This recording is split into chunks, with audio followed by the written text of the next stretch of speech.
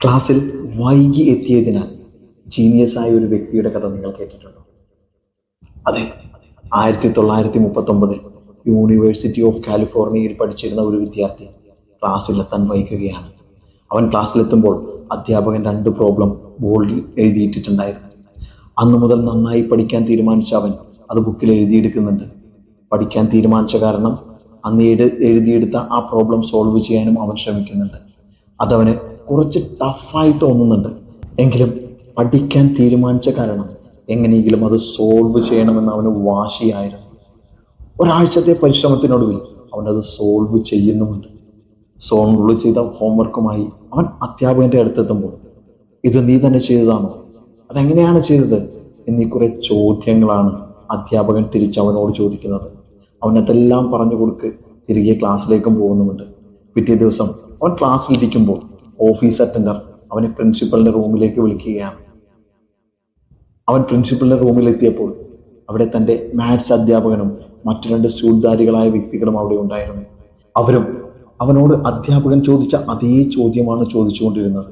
ഇത് ഒറ്റക്കാണോ ചെയ്തത്, ഇതെങ്ങനെയാണ് ചെയ്തത്? അപ്പോഴാണ് സത്യത്തിൽ അവനെ തിരിച്ചറിയുന്നത്. അന്ന് അധ്യാപകൻ ബോർഡിൽ എഴുതിയിരുന്നത് ഹോംവർക്ക് ആയിരുന്നില്ല, മറിച്ച് ഇതുവരെ ആരും സോൾവ് ചെയ്യാത്ത 2 പ്രോബ്ലംസ് ആയിരുന്നു എന്ന്.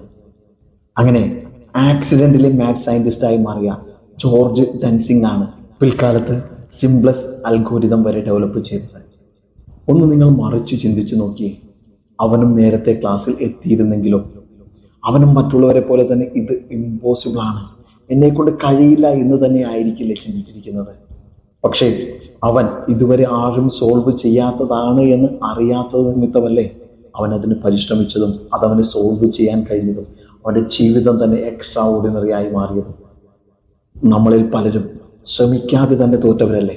എനിക്കിത് കഴിയില്ല, എനിക്കിത് സാധിക്കില്ല എന്നാണ് കൂടുതൽ ആളുകളും ചിന്തിക്കുന്നത്.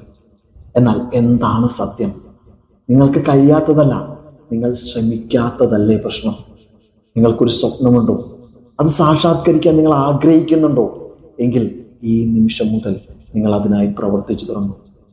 ഭയത്തിന് പകരം നിങ്ങളുടെ ഉള്ളിലിരിക്കുന്ന ആന്തരിക ശക്തിയെ തിരിച്ചറിഞ്ഞ് പൂർണ്ണ വിശ്വാസത്തോടെ ആ ശക്തിയെ ചേർത്ത് പിടിച്ച് മുന്നോട്ട് പോകാൻ തയ്യാറാവും. നിങ്ങൾക്കും ഒരു അത്ഭുതമാവാൻ കഴിയും. Thank you.